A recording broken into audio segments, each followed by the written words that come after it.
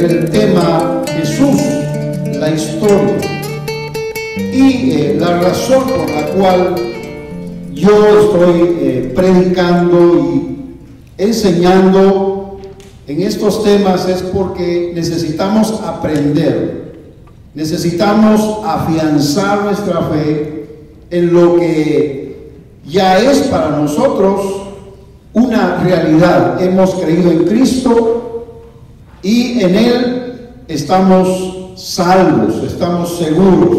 Dicen amén.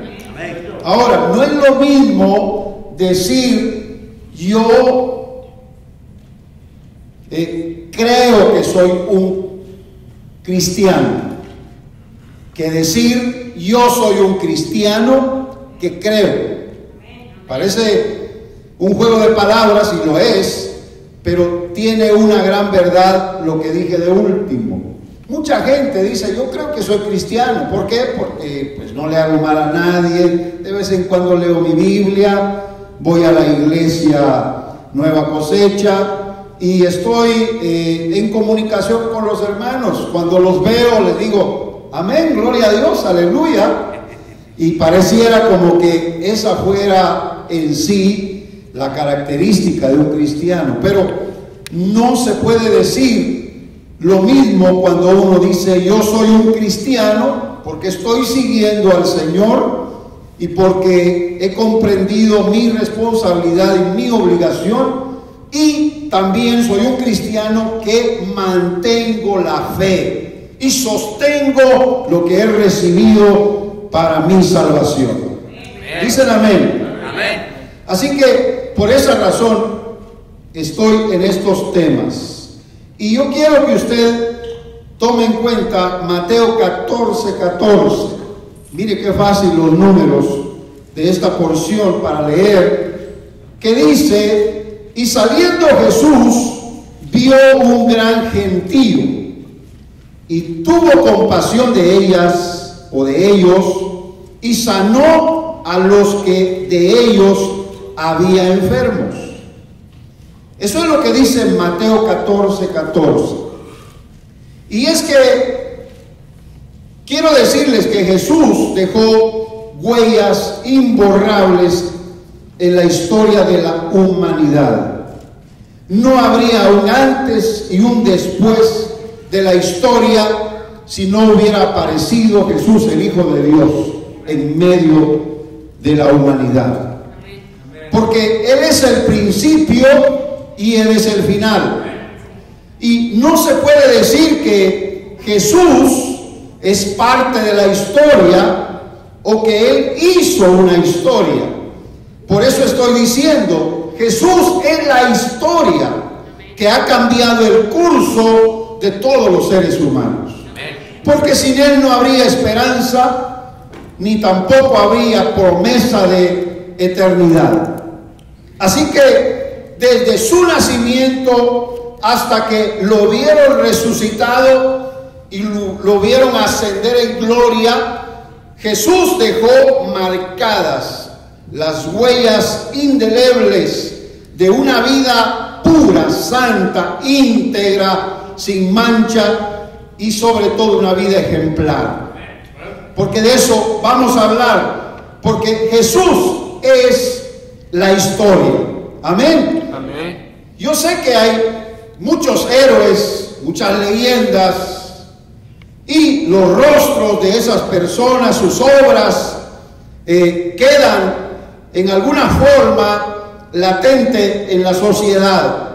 Y tratando de no olvidar a esos personajes, se hacen monumentos, se hacen libros y se dedican días especiales, y de alguna forma algunos también toman hasta sus nombres.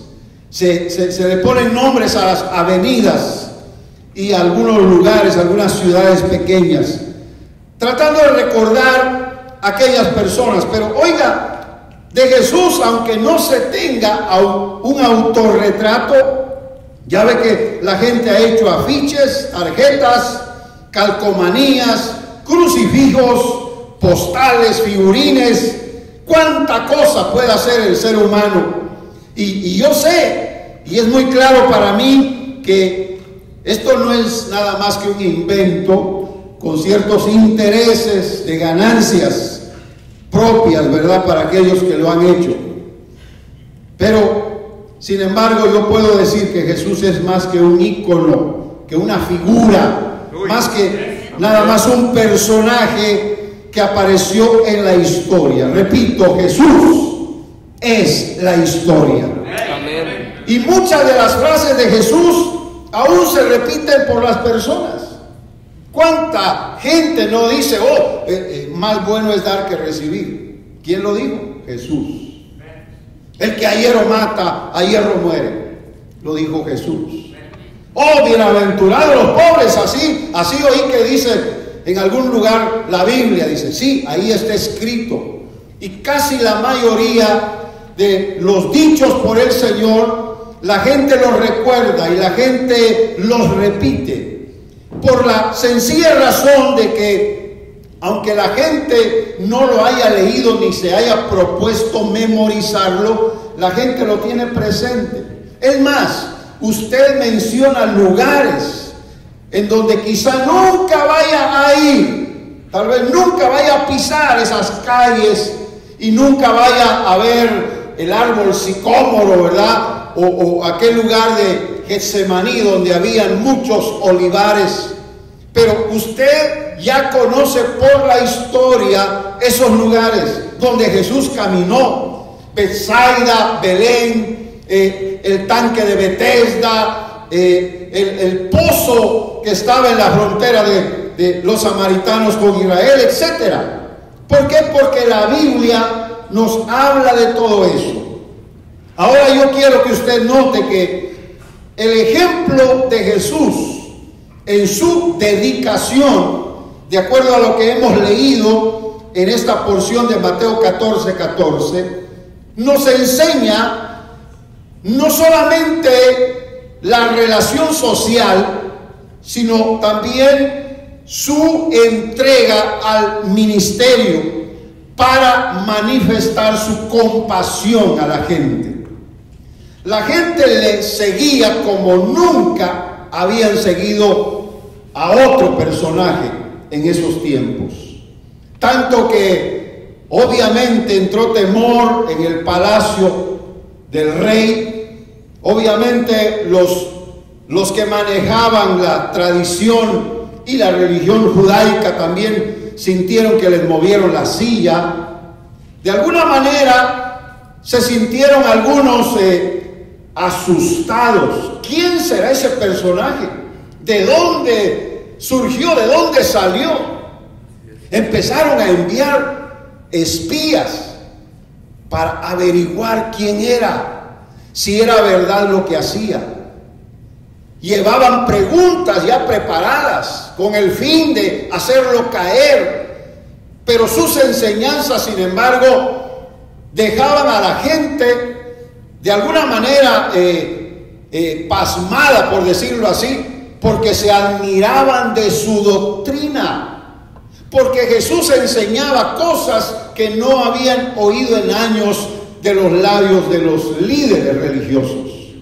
Así que Jesús, hermanos, como la Biblia dice, es la luz que alumbra a todo hombre que viene a esta tierra. Amén. Amén. Él demostró entonces a través de su vida la realización de su designio en la misión divina que él había traído de parte de Dios el Padre.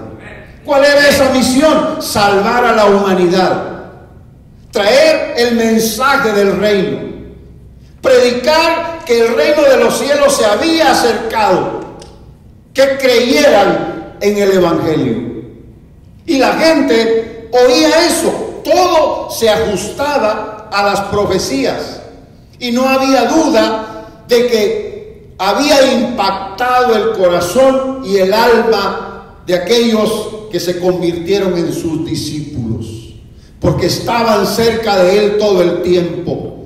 No se preocuparon de renunciar de un trabajo, eran dueños de su propio trabajo, así que dejándolo todo, le siguieron. Pero ¿quién no quiere seguir a un Jesús que no solamente sana a los enfermos, limpia a los leprosos, da vista a los ciegos, levanta a los paralíticos y también a los muertos. ¿Quién no quiere seguir a un Cristo que tiene una palabra para cada ocasión? Y es una palabra de autoridad que hace que los demonios salgan huyendo de los cuerpos poseídos. ¿Cuánto dan gloria a Dios por eso? Él vino a salvar a la humanidad de la condenación y de la esclavitud. Él dedicó su vida con propósito. Y creo que también vino para darle propósito a la vida de aquellos que le seguían. Su propósito principal era cumplir el propósito del Padre. Por eso siempre lo honró, siempre lo mencionó, siempre dijo que había sido enviado de arriba y que Él venía para cumplir un propósito divino en medio de los hombres. ¿Sabe qué dice la Biblia? Yo he venido para, y usted puede leer en Juan 9:39, para hacer juicio. También dijo, he venido para que tengan vida y para que la tengan en abundancia, según Juan 10:10. También él dijo, he venido para que no permanezcan en tinieblas, según Juan 12:46. Y también dijo que había venido para dar el testimonio de la verdad, según Juan 18:37. Es decir, estaba enfocado. Jesús estaba establecido y delineado en el propósito que Dios había puesto en su corazón. Nunca se desvió de ese propósito, ni aún desde niño. Usted conoce la historia de Moisés, por ejemplo, porque lo ha leído en la Biblia, y usted sabe que Moisés, desde que nació, venía marcado con un propósito divino. De hecho, su nombre significa salvado de las aguas, pero en el propósito de Dios, Moisés iba a ser preservado para salvar a un pueblo de la esclavitud.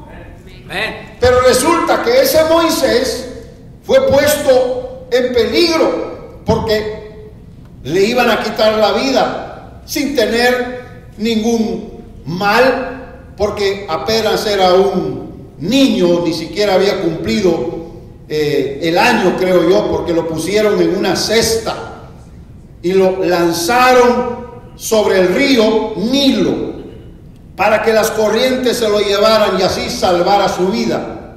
Resulta que llega al palacio directamente. Ahí estaba la princesa, hija de Faraón. Toma a Moisés, dice que niño tan bello, esa gracia la dio Dios. Amén. Porque dijo, yo no tengo niño, ese niño a saber de quién será, pero llegó a mí y yo lo voy a adoptar como mi hijo. Por eso Moisés fue llamado hijo de la hija de Faraón. Y fue educado con lo mejor de la enseñanza egipcia. Fue preparado para ser inclusive tal vez el descendiente del reino de Egipto. Moisés fue un hombre sabio, fue un hombre que estaba capacitado para poder sacar adelante a una gran nación como lo era Egipto en aquellos años. Pero resulta que Moisés estuvo 40 años ahí después de que había nacido y tuvo que huir al desierto. Y permaneció en el desierto 40 años, siendo ahora ignorado. No había Facebook. No habían teléfonos. Estaba solo, la piel tostada por el sol. Cuidaba las ovejas. Estaba con su esposa y con su hijo. Moisés había dejado el palacio, toda la comodidad, toda la riqueza que tenía, y ahora hasta hablar como antes hablaba lo había perdido. Se volvió tartamudo porque casi no hablaba con nadie. Amén. Nada más para llamar a la señora, ¿verdad? Amén. Y nada más para platicar con su hijo, pero pasaba parte del tiempo solo en el desierto. 40 años más, hasta que al fin Dios se le aparece en la zarza y va a regresar Moisés para salvar al pueblo que él sabía que estaba esclavo por más de 400 años. Y él había encontrado su identidad en la misma enseñanza que recibió de su madre, porque desde que fue tomada por la hija de Faraón, la madre fue la que lo cuidó todo el tiempo hasta que llegó a ser un joven, un adulto. Así que la madre le dijo cuál era su origen, su esencia, cuál era su pueblo, cuál era la promesa del Dios de su pueblo, porque Egipto tenía muchos dioses, pero él comprendió que su madre creía en un solo Dios verdadero. Así que Moisés, después de otros 40 años en el desierto, regresa para sacar a Israel y pasarlo por el desierto, y resulta que ahí pasó otros 40 años en el desierto junto con Israel, hasta que fue llevado al monte Nebo, ahí en un monte cerca de otro llamado, creo, Pisga, y ahí Dios le dice: hasta aquí llegas, Moisés, solo mira la tierra que le prometí a mi pueblo Israel, de los lomos, o que salió de los lomos de Abraham, pero no vas a pasar al otro lado, hasta aquí llegas. ¿Sabe? Moisés tuvo el privilegio de que Dios le cerrara los ojos y que Dios lo pusiera en un lugar misterioso, porque no se le encontró la tumba. Posiblemente se lo hayan llevado. Amén. Porque la Biblia lo asegura, Dios escondió el cuerpo porque Satanás quería tomar el cuerpo de Moisés, porque los mismos judíos lo hubieran idolatrado. Así que Jesús viene para cumplir una promesa que dijo Moisés en Deuteronomio 18, porque él dijo: profeta como yo os levantará el Señor Jehová en medio de ustedes. Y Jesús es ese profeta. Pero no a la manera de Moisés, porque Moisés murió, pero él, aunque iba a morir, se iba a levantar de los muertos e iba a ser el invencible, el todopoderoso. Ahora levante sus manos y le gloria a Dios. Aleluya. Mire cómo dice la Biblia en esto que hemos leído, porque en su dedicación social Jesús trajo un mensaje dirigido a los más débiles, menospreciados y pobres de la sociedad. Yo lo estoy repitiendo constantemente porque hasta lo dijo el apóstol Pablo: mirad vosotros mismos, no sois muchos nobles, no sois muchos sabios, más bien dijo: lo necio escogió Dios para avergonzar lo que se cree sabio, lo que no es, para avergonzar a lo que se cree que es. Oh, yo estoy en ese número de personas, hermanos. Amén. Porque no había nada especial en nosotros para que nos escogiera el Señor. Más bien nuestra necesidad era la tarjeta de presentación. Señor, soy necesitado, como aquel publicano que oraba: sé propicio a mi pecador. Así que Jesús viene a buscar a los perdidos. ¿Se da cuenta de ese nombre? A nadie le gusta que le digan que está perdido. Y hasta la gente se mofa, ¿verdad? Se burla, dice: perdido yo, estoy más encontrado que usted. ¿Cuántos dicen amén?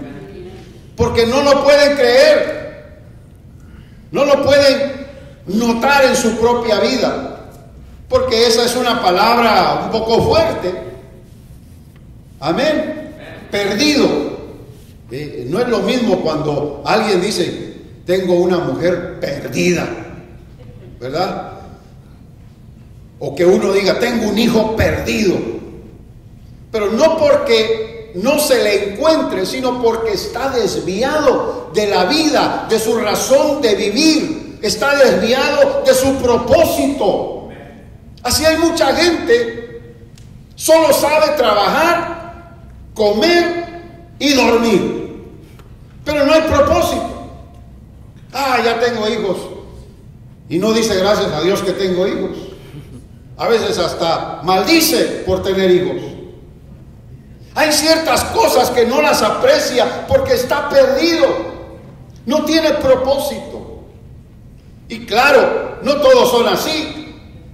Aún hay gente que tiene de todo, ha alcanzado éxito, prosperidad.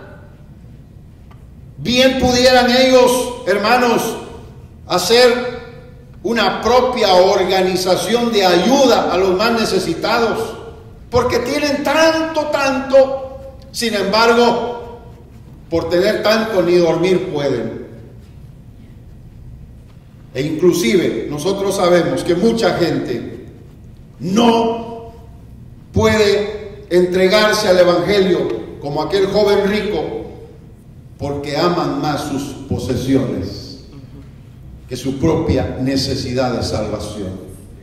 Por lo tanto, Jesús, aunque no proveyó todos los recursos materiales, porque cuando hablamos de dedicación social no estamos hablando de que solo vino a darle a comer a los pobres, porque hermanos, como el hijo pródigo, ¿de qué le serviría una hamburguesa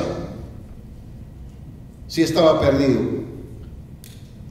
Solamente le iba a quitar el hambre unas cuantas horas, pero lo que realmente necesitaba era arrepentimiento y decir, voy a volver a la casa de mi padre, porque allá hay abundancia y yo aquí estoy padeciendo hambre. Es lo mismo en la vida natural de las almas perdidas. En el arrepentimiento es donde pueden encontrar el recurso espiritual que Jesús vino a proveer. ¿Cuántos dicen amén? Por eso Jesús dedicó su vida para servir a Dios y todas sus energías las dedicó para servir a los demás. Uno de los principios del Evangelio que Jesús enseñó es: el que quiere ser grande no debe ser servido.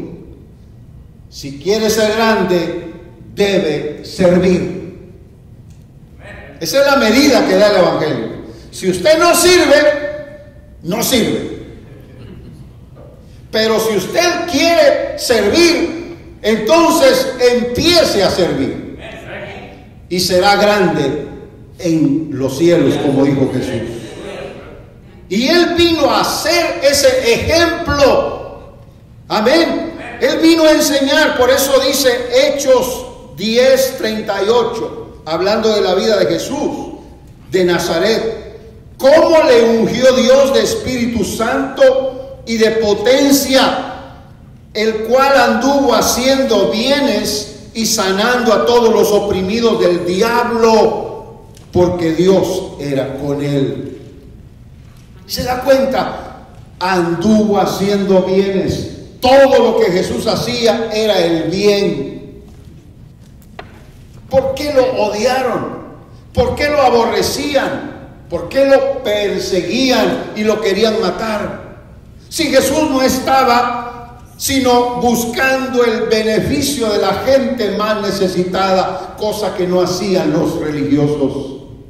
¿Se da cuenta? Por eso el ejemplo de Jesús es de solidaridad al sufrido. Amén. Este es un resumen del Evangelio, lo que hemos leído, porque el término bienes significa que Jesús trajo beneficios temporales y permanentes. Amén. Las personas que practican lo que se llama filantropía, Personas que se van al África y desembolsan $1 millón para poder establecer una escuela, una clínica médica, quizá un hogar de ancianos, para poder ayudar a los más necesitados. A esa gente se le llama gente filantrópica. ¿Por qué? Porque ayudan a sus semejantes con sus bienes. Pero Jesús no traía bienes en el sentido de lo material. Él traía los bienes espirituales, que es lo que realmente necesita el ser humano. Amén. ¿Cuántos dan gloria a Dios por eso? No había interés alguno. Si la gente creía, bueno, si no, de todas maneras eran beneficiados. Así que Jesús se convirtió en un benefactor de los demás. Yo sé que nada es fácil, hermanos, en esto que Jesús vino a hacer. Solo se puede lograr cuando se tiene un corazón para hacerlo. Y Jesús tenía ese corazón. Aunque también contaba con recursos económicos, sin embargo, los usó para poder mantener, por decirlo así, y sostener a sus discípulos e ir de un lugar a otro. Estoy seguro que tuvo que pagar por barcas. Estoy seguro que tuvo que pagar por comida. Estoy seguro que tuvo que ayudar a otros en esa forma, porque no todo quedó escrito. Lo dice el apóstol Juan. De todas las cosas que Jesús hizo, si hubieran quedado escritas, no cabrían los libros en este mundo. Porque hizo tantas cosas buenas. Amén. Jesús liberó a los endemoniados. Mire, socialmente hablando, tuvo solidaridad con los sufridos. Un endemoniado es alguien que sufre. También Jesús fue a la casa de Jairo el fariseo y le resucitó a su hija. También se dolió de la muerte de Lázaro. Lloró junto con sus hermanas, las hermanas de Lázaro, el difunto, porque él se solidarizaba con esa gente en su dolor, en su sufrimiento. Otra cosa, Jesús fue ejemplo de sensibilidad y sencillez. Y le voy a poner el texto, pero primero escuche esta parte, porque en todo tiempo han habido discriminaciones y las sociedades se dividen por los prejuicios. Oh, que este es muy feo. Ah, que aquel es muy chaparro, que aquel es pobre, que aquel es ignorante, no ha estudiado. Usted sabe que existen en cualquier lugar discriminación por los niveles sociales. Amén. Y aún por raza, aún por lengua, aún por color de piel. Decir eso, hermanos, ahora en este tiempo pareciera como que uno está en contra, porque, como le dijera yo, tenemos que estar en contra de toda discriminación, sea cual sea. Amén. Y si a nosotros nos discriminan, nosotros no debemos discriminar. Y si en nosotros encontramos discriminación por otros, debemos borrarlo de nuestra vida, para que seamos como el ejemplo que tenemos de nuestro Señor Jesucristo. Amén. Él fue sensible al rechazo de los hombres, porque ese es un dolor humano. Fue sensible al desprecio y a la opresión que muchos de ellos sentían. ¿Sabe cómo se ve esto? Jesús tocó a los leprosos y ellos eran discriminados. Nadie podía tocar a los leprosos, no solo porque se contaminaban.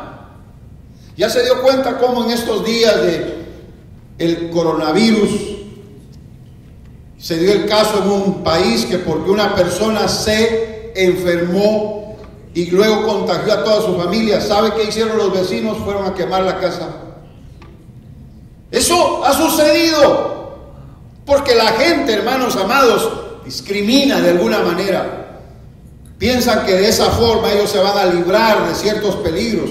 Y así eran a los leprosos afuera, a unos cuantos kilómetros de distancia, y no podían entrar a la ciudad. Pero se metieron, sabían que ahí estaba Jesús, 10 de ellos lo buscaron. Jesús los tocó y los sanó.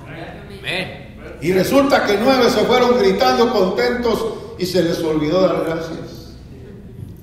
Pero uno sí regresó, dijo: Jesús, gracias, yo era leproso, nadie me quería, hasta mi familia me rechazó, pero ahora me has limpiado, voy a volver con los míos, porque ahora tú me has sanado. ¿Cuánto la gloria al Señor? ¡Aleluya! ¡Gloria a Dios! El Evangelio de Jesucristo es la solución a los más necesitados, que no pueden alcanzar el nivel en la sociedad que discrimina. Por eso Jesús enseñó las bienaventuranzas. Lea Mateo capítulo 5, en sus primeros 10 o 15 versículos, y usted se va a dar cuenta cómo Jesús estableció las normativas de su reino. Bienaventurados los que tienen hambre y sed de justicia. Bienaventurados los pobres. Bienaventurados. Y hermanos, la lista son más de 9 bienaventuranzas. Porque Jesús en realidad vino para compartir el tiempo con los hombres menospreciados por diversas condiciones de su vida. Hasta un fariseo que era leproso, Jesús le aceptó la invitación de ir a su casa. A un Zaqueo que era publicano, que era menospreciado por los demás, Jesús mismo le dijo: bájate de ahí, yo voy a ir a tu casa. Y entró para compartir con ellos. ¿Cuántos dicen amén? Amén. Es que Jesús es ejemplo de amor y aceptación. Oh, hermanos, cuántas cosas tenemos que aprender del Señor. Por eso le dije desde un principio, si decimos ser cristianos, no lo vamos a hacer solo por decirlo. El ejemplo de Jesús debe ser imitado. Amén. Amén. Amén. Dice Mateo 11:5. Cuando Jesús mandó la respuesta de la pregunta de Juan el Bautista, si él era el que había de venir o esperarían a otro. Juan el Bautista tenía la esperanza de no quedarse en la cárcel, sino de salir libre para seguir predicando y preparando el camino para el que vendría después de él. Pero la respuesta de Jesús dice así, Mateo 11:5: los ciegos ven y los cojos andan, los leprosos son limpiados y los sordos oyen, los muertos son resucitados y a los pobres es anunciado el Evangelio. Aleluya. Aleluya. No hay mayor ejemplo de amor al prójimo que el que dio Jesús. Amén. ¿Cuántos no estaban al margen de una sociedad religiosa cruel? Los mendigos, los paralíticos, repito, los leprosos, las mismas mujeres, los samaritanos, otros con condiciones, hermanos, paupérrimas, otros con condiciones de discriminación. Pero Jesús vino a buscarlos porque tenía amor por ellos. Dicen amén. Porque Jesús enseñó que el cumplimiento de la ley es el amor. Acuérdense que le preguntaron a Jesús cuál es el primer mandamiento, Señor, como que él no supiera. quienes le llamaban rabí, sabían que Jesús era un maestro. Pero estos, tratando de tentarle, le preguntaban. Jesús dijo en una respuesta: ¿acaso no han leído ustedes la ley? Como quien dice, ¿por qué me preguntan algo tan básico? ¿Qué dice la ley? Tuvo que hacerle la misma pregunta al fariseo. ¿Qué dijo el fariseo? Oh, amarás al Señor, y recitó lo que dice Éxodo 20. ¿Cuántos dicen amén? Entonces dice, ¿y cuál es otro mandamiento importante según la ley? Él volvió a responder, sí, amarás a tu prójimo como a ti mismo. Entonces Jesús no tuvo más que decirle, pues ve y haz tú lo mismo.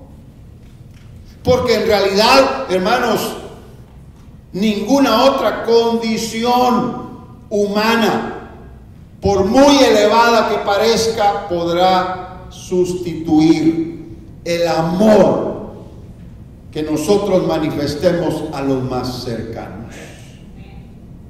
¿Cuántos dan gloria a Dios? Aleluya. Jesús por eso enseñó: cuando hagas un banquete, llama a los pobres, los mancos, los cojos, los ciegos. En otras palabras decía, a los que no te pueden recompensar después, a los que no te pueden devolver el favor. ¿Me están oyendo, hermanos? Amén. Amén. ¿Qué hacemos nosotros? Al que sí nos puede devolver el favor, y tal vez mucho mejor, ¿verdad? Vamos a salir ganando al final. El Señor quiere que hagamos el bien por amor y que sepamos, conforme el Evangelio, a cumplir las normativas de nuestra fe. Porque los excluidos de la sociedad solamente tienen esperanza en el Evangelio. Pero el Evangelio no lo van a conocer si no lo predicas tú con tu vida. El apóstol Pablo fue uno de los que comprendió cuál era ese principio de la ley, y por eso su vida cambió totalmente. Después de perseguir a los cristianos, se convirtió en el que más los ayudó, y Dios lo escogió para llegar a los gentiles, porque eran los menospreciados. Por eso una mujer sirofenisa que llegó con necesidad, Jesús probó a esa mujer en su fe, pero también probó a sus discípulos en su discriminación. Porque le dijo a la mujer: oh, el pan es para los hijos, no para los perrillos. Porque él sabía que la condición en que miraban los judíos a los gentiles era como de perros, así como lo oyen de fuerte. Como hay algunos que discriminan ahora. Porque yo me recuerdo con mi esposa y mis hijos que eran pequeños, viajamos una vez por la parte norte de Estados Unidos, camino a California, y nos detuvimos en un restaurante. En el trayecto nos sentamos para comer. Cuando nos llegaron a servir, empezamos a comer de una manera educada, como aprendimos y les enseñamos a nuestros hijos. Pero en eso, al voltear a ver, nos dimos cuenta que habían unas personas que se nos quedaban viendo como que éramos extraterrestres, como que no hubieran visto personas como nosotros en su vida. Imagínense, gente morena, gente tal vez no tan alta como ellos, ojos cafés, ¿verdad? Y también pelo oscuro. Se nos quedaban viendo, y de alguna manera, aunque yo no podía discutir con él, pero me le quedé viendo directamente a los ojos, y se agachó la persona así. Pero al ratito otra vez, y hermano, no nos despegaban la vista. Uno se siente incómodo, porque uno sabe que para ellos somos extraños. pero igual lo podríamos sentir nosotros con alguien más y menospreciar tal vez el lugar donde viven, la comida que comen. Tal vez si nos regalaran algo, tal vez diríamos, oh, muchas gracias, pero uy, por dentro, ¿verdad? Y por allá donde no nos miran, en la esquina más recóndita, tiramos la comida. Ay, no, eso no me lo como yo. ¿Me explico? Y es que nosotros tenemos que tomar en cuenta que Jesús no rechazó a ninguno, porque su reino es justicia y verdad. Y nosotros somos parte de ese reino. Y si Él no nos ha rechazado, hermanos, no debemos rechazar a los demás. Si Él nos ha aceptado en su reino sin merecerlo, debemos nosotros decir también, Señor, gracias, y voy a hacer lo posible para que otros entren, para que otros vengan y conozcan lo que yo he conocido. Alabado sea el nombre del Señor. Jesús no tiene comparación, hermanos. Jesús es la historia. Jesús es el que marcó la historia inédita y quiere que nosotros seamos parte de esa historia. Unas notas bíblicas del Evangelio de Marcos, capítulo 8, dicen así: salieron Jesús y sus discípulos a las aldeas de Cesarea de Filipo, y en el camino preguntó a sus discípulos diciéndoles: ¿quiénes dicen los hombres que soy yo? Ellos respondieron: unos Juan el Bautista, otros Elías y otros algunos de los profetas. Entonces Él les dijo: ¿y vosotros? ¿Quién decís que soy? Respondiendo Pedro le dijo: tú eres el Cristo. Pero Él les mandó que no dijesen esto de Él a ninguno. ¿Por qué la prudencia del Señor? ¿Me explico, hermanos? En la pregunta que les estoy haciendo, ¿por qué cree usted que Jesús evitaba que los demás supieran lo que ya sus discípulos sabían? ¿Acaso no vino para darse a conocer? ¿Cuál es la razón? Porque tal predicción, tal profecía ya estaba escrito, pero no lo entendían todos. De hecho, una de las razones por las cuales Jesús murió o llegó a morir después de padecer es porque los mismos fariseos consideraron que lo que Él decía estaba fuera de lugar y que era un blasfemo.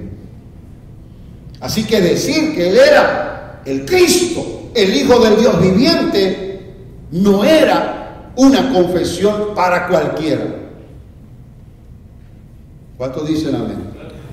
Por eso le decía, la gente puede tener cuadros de Jesús en su cuarto, crucifijos, Biblias abiertas, oraciones escritas y memorizadas, un rosario colgando en su cuello. Puede hacer oraciones, rezos, puede hacer cantos, cualquier cosa, pero nada servirá para conocer a Jesús de una manera tradicional.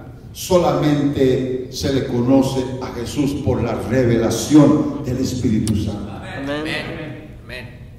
Alabado sea el nombre de Jesús. Así que cuando Jesús ministraba, sí, la gente tenía sus propias opiniones de Él, porque siempre la gente tiende a pensar de muchas maneras, pero lo que la gente opine no define la posición del Señor en el plano del Evangelio. Por eso hay que leer el Evangelio, hay que conocer de Jesús por lo que está escrito. La historia que Él marcó es la que va a definir realmente nuestra vida espiritual. No conozca a un Cristo en la historia. ¿Me está oyendo? A veces veo que no están poniendo mucha atención. No conozca a un Cristo solamente por la intelectualidad, por la información que ha guardado en su memoria. No conozca a un Cristo solamente por lo que oiga de otros. Que después del servicio dominical usted se vaya a su casa y se olvide de lo que pasó en la iglesia. Y que usted diga, bueno, ya terminamos, cumplimos, no nos pueden decir nada. Al final de cuentas, uno es el que decide, ¿verdad? Somos libres. Al contrario, váyase pensando, debo investigar más, debo averiguar más, debo conocer más del Cristo que vino a salvarme. Yo termino, porque un día un hombre llegó a un pozo con una cantidad grande de camellos. Y los camellos, después de un largo viaje, iban cansados, sobre todo porque llevaban cargas. Y en esas cargas aún no se sabía qué era lo que este peregrino llevaba. Y había una mujer en el pozo y él le dijo, ¿podrías darme algo de beber a mí? Y entonces la mujer dijo, sí, claro, bájate de tu camello, siéntate, y no solo te voy a servir a ti, también le voy a dar de beber a todos tus camellos. Esa mujer era virtuosa, inteligente, servicial. Empezó, era un trabajo arduo. Usted no sabe cuánto tragan los camellos de agua, ni siquiera tiene idea. Uno solo necesita llenar, hermanos, sus recipientes internos, ¿verdad?, de suficiente agua, porque son dromedarios del desierto. Ellos mismos se retroalimentan, por decirlo así, con lo que llevan por dentro. Es como la vaca que tiene 4 panzas, ¿verdad? ¿Ya se le olvidó a usted eso de la escuela? ¿Ah? ¿Cómo se llamaban las panzas de la vaca? ¿Ah? Ya se le olvidó. Le voy a dejar una buena tarea entonces para que vaya y lo vuelva a buscar en la historia, en los libros de ciencias naturales. Amén. Panza lebrío. ¿Qué más? ¿Ya les di una buena ayuda? Panza lebrío.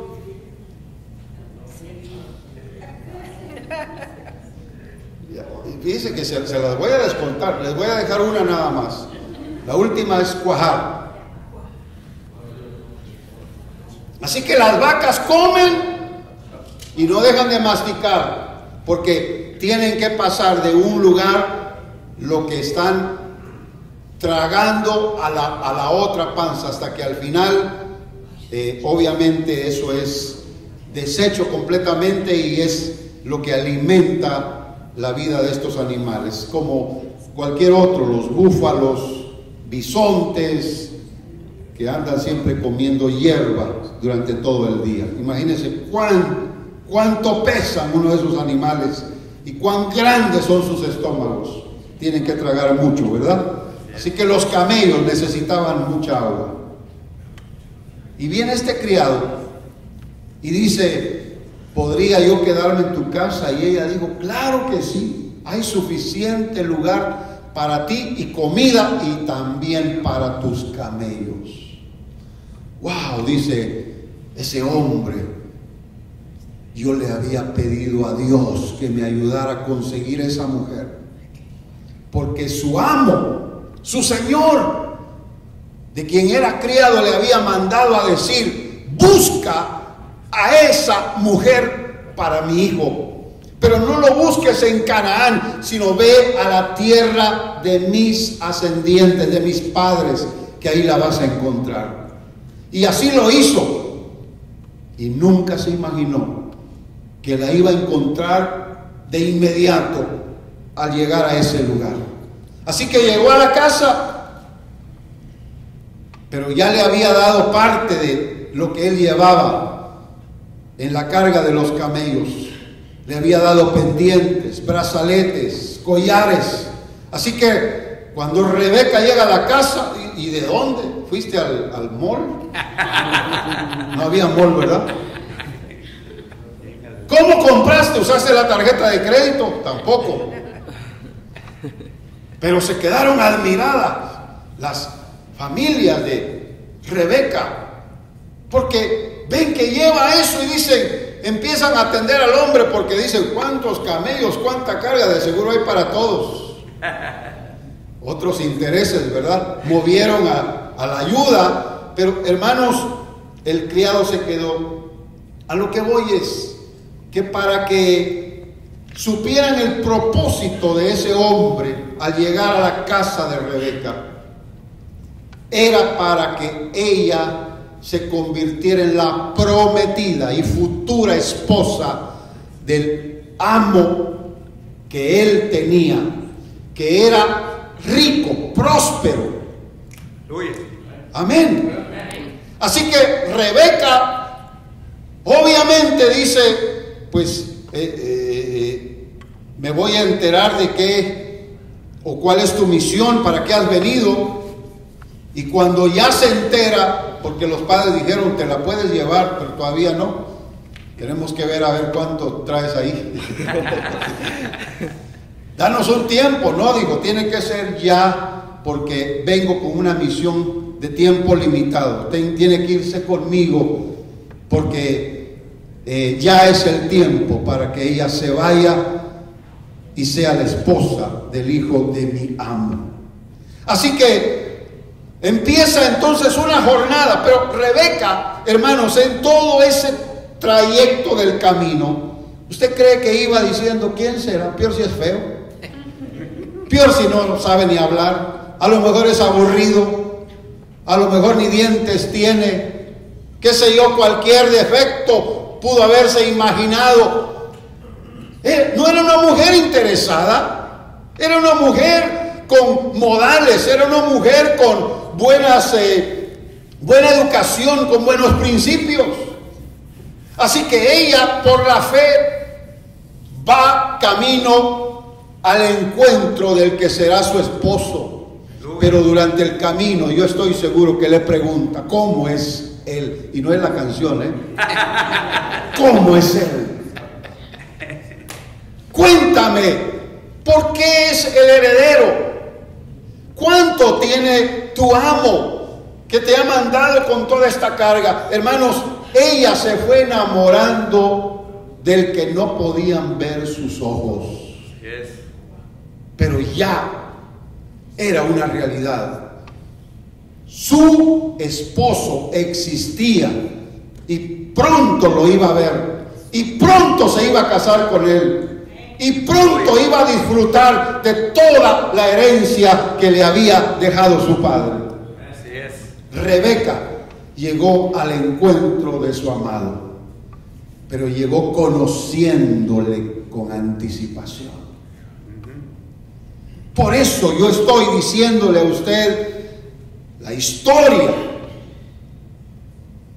con todas las características admirables de Jesús, para que usted se enamore de él, para que usted sepa que si él no falló cuando vino siendo humano, no fallará cuando venga siendo el Rey de Reyes y Señor de los señores. Alabado sea el nombre del Señor. Aleluya. Si la historia de Jesús ha trascendido y ha alcanzado cientos de generaciones y ha alcanzado gente de razas distintas, de lenguas diferentes, de culturas variadas, hermanos amados, y nos ha alcanzado a nosotros, tenemos que creer. Él pronto viene para cumplir lo demás en la promesa que nos ha dado. Conoce a Jesús. Conoce al Señor. Investiga de Él. Aprende de Él. Abraza por la fe todo lo que Él te ha prometido. Amén. Jesús es la continuación de las historias como la mía. Yo tengo una historia diferente desde que Jesús me alcanzó. ¿Cómo hubiera sido mi historia? No lo sé. Pero por Él, mi vida dio un cambio total. Me dio una esposa que cree lo mismo que yo. Me dio los hijos que Él había dispuesto que tendríamos. Me dio la vocación, el llamado, porque sabía el Señor desde que me convertí que yo quería servirle, que yo lo amaba tanto que era capaz de ir a cualquier lugar donde Él me enviara. Yo no llegué a los Estados Unidos para hacer el ministerio. Yo llegué a los Estados Unidos porque Él me trajo. Y ya venía con el ministerio que Él había preparado para mí. Y aquí estoy. Y estoy seguro, hermanos, que también Él quiere ser parte de tu historia. Porque Él quiere cambiar tu destino, para que otros vean su amor, gracia y fidelidad a través de ti. Estoy seguro que Él quiere hacer ese cambio en tu vida. Ya no serás el mismo, ya no serás la misma. Vamos a orar. Padre Celestial, tú eres la historia que cambió mi vida, y la historia contigo en mi vida personal siempre será diferente, llena de sorpresas, pero sorpresas de las buenas, llenas de aventuras, pero aventuras de las buenas, llenas de bendición, de riqueza y prosperidad, y sobre todo de vida y vida en abundancia. Yo creo en ti, Señor, y yo sé que otros también creerán a través de mí. Que a través de mí, Señor, se manifieste lo que tú eres y lo que has sido capaz de hacer dentro y fuera de mí.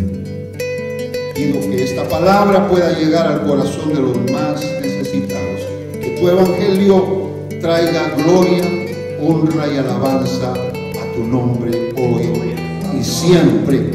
Lo pido, Padre, en el nombre de Jesús. Amén y amén. Dios les bendiga.